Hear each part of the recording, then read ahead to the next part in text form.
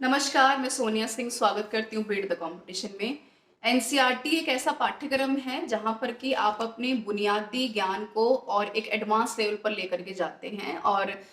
शुरू से लेकर के क्लास 12 तक की अगर बात की जाए तो एक लंबा समय हम एनसीईआरटी की किताबों के साथ गुजारते हैं। अब आप सोच रहे होंगे कि मैं अचानक से एनसीईआरटी की किताबों के बारे में क्यों बात कर रही हूँ, तो बिल्कुल यहाँ पर बात करना आज बनता है क्योंकि एनसीईआरटी की किताबों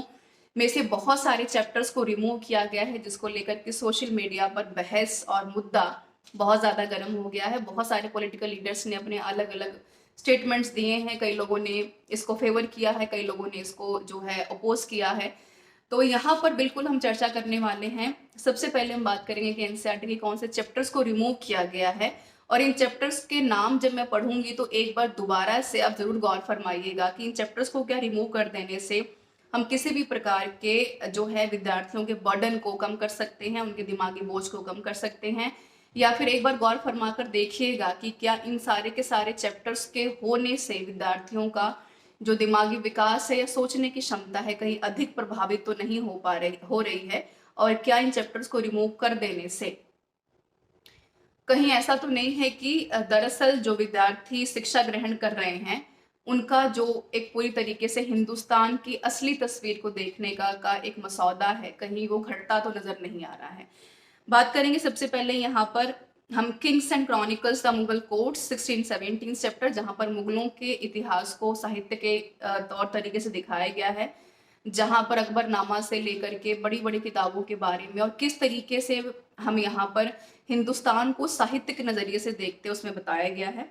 क्लास 11th का एक बहुत अच्छा चैप्टर है वर्ल्ड हिस्ट्री का, जिसमें कि इस्लामिक लैंड्स कन्फेडरेशंस ऑफ कल्चर के बारे में बात की गई है, जहाँ पर इस्लाम के शुरू होने से लेकर के उसका हिंदुस्तान पर पड़ने वाले प्रभाव और इस्लाम ने किस तरीके से हिंदुस्तान में विभिन्नताओं को जन्म दिया उसके बारे में बात की गई है। एक और चैप्टर यहाँ से रिमूव किया गया है द इंडस्ट्रियल रेवोल्यूशन, औद्योगिक क्रांति को लेकर के, जहाँ पर हम ये जानने की कोशिश करते हैं कि किस तरीके से पूरी दुनिया में इंडस्ट्रीज शुरू होती हैं और उन इंडस्ट्रीज के शुरू होने के पीछे का इतिहास क्या है और किस तरीके से आप उस इतिहास के द्वारा आज वर्तमान में पढ़ने वाले इंडस्ट्रियल रेवोल्यूशंस के प्रभावों को जान सकते हैं और किस प्रकार से हिंदुस्तान इससे प्रभावित भी हुआ था और आज हो भी रहा है। और साथ में क्लास 12 की अगर बात करें तो यहाँ पर पॉलिटिकल साइंस के बहुत महत्वपूर्ण चैप्टर्स को हटाया गया है, जिसमें कि era of one party dominions की बात की गई है, जिसमें कि कांग्रेस पार्टी के जन्म से लेकर के उसके कार्यभार तक से और आज़ादी तक के बारे में उसके सहयोग को लेकर के बात कही गई है। क्लास 10th का आपका चैप्टर है यहाँ पर पाठ्यक्रम डेमोक्रेटिक पॉलिटिक्स पार्ट 2 में से डेमोक्रेसी एंड डाइवर्सिटी को, पॉपुलर स्ट्रगल्स एंड मूवमेंट्स को, चैलेंजेस ऑफ डेमोक्रेसी को हटाया गया। इन तीनों चैप्टर्स में कहीं ना कहीं हमें ये बताने की कोशिश की गई है कि किस प्रकार से आप डेमोक्रेसी को और अच्छे तरीके से समझ सकते हैं, आपके अधिकारों का प्रयोग क्या है, आप किस तरीके से अपने अधिकारों का प्रयोग कर करके किसी भी देश में अपनी जगह बना सकते हैं, या फिर पूरी दुनिया में समय समय पर लोकतंत्र को बढ़ावा देने के लिए कौन कौन से पॉसिबल और इम्पोर्टेंट स्ट्रगल्स को जन्म दिया गया था एक समय के ऊपर। मैंने इन सभी चैप्टर्स का नाम पढ़ दिया है। उम्मीद करती हूँ कि आप रीथिंक करेंगे कि क्या इन चैप्टर्स को हटा देने से और न हटाने से क्या यहाँ पर विद्यार्थियों का जो एक शैक्षिक बोझ था क्या वो बढ़ रहा था, और क्या इनको हटा देना एक आखिरी विकल्प रहा कि नहीं। और साथ में जो काफ़ी इंपॉर्टेंट है यहाँ पर ये नहीं है कि पॉलिटिकल साइंस, हिस्ट्री या फिर यहाँ पर साइंस जैसे विषयों से चैप्टर हटाए गए हैं, बल्कि हिंदी के काफ़ी प्रमुख यहाँ पर अगर हम बात करें तो सूर्यकांत निराला जी के बहुत सारे इंपॉर्टेंट पोइट्रीज को और कंप्लीट चैप्टर्स को यहाँ से रिमूव कर दिया गया है। इंडियन एक्सप्रेस की काफ़ी इंपॉर्टेंट खबर यहाँ पर आज का हेडलाइन रही, जो कि काफ़ी अपने आप में कह सकते हैं कि सोचनीय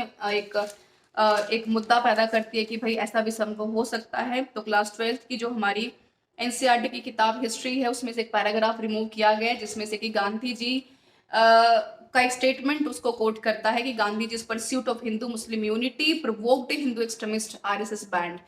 तो ये आप देख भी पा रहे होंगे इस पूरे हेडलाइन में, हालांकि आपको समझना होगा जरूर पढ़िएगा, तो इसको रिमूव कर दिया गया है। ये काफी अपने आप में एक सोचनीय विचार पैदा करता है कि भारत जैसे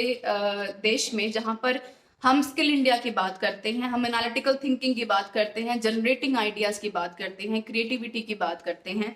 या हम ये कहते हैं कि किस तरीके से हिंदुस्तान आगे बढ़ सकता है अपने पुराने इतिहास और पुराने राजनीतिक चीज़ों को जान करके। वहाँ पर कहीं न कहीं ये चीज़ें एक शंका पैदा करती हैं कि आप किस तरीके के भावी भविष्य को गढ़ना चाहते हैं और बनाना चाहते हैं, जो आपके आने वाले भावी भविष्य को और भी ज़्यादा सुनहरा बना सकता है।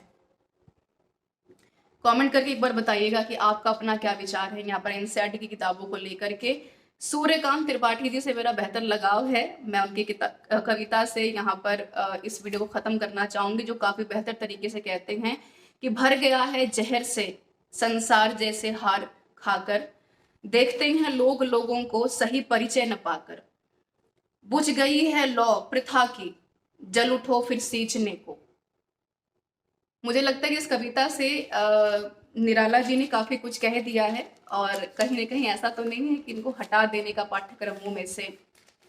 एक सबसे बड़ा कारण है अपनी बातों को काफी स्ट्रेट फॉरवर्ड तरीके से कह देने का, जो आजकल हम नहीं कह पाते हैं, ये जानते हुए भी कि हम एक लोकतांत्रिक देश में रहते हैं। मेरे साथ बने रहने के लिए आपका बहुत बहुत धन्यवाद।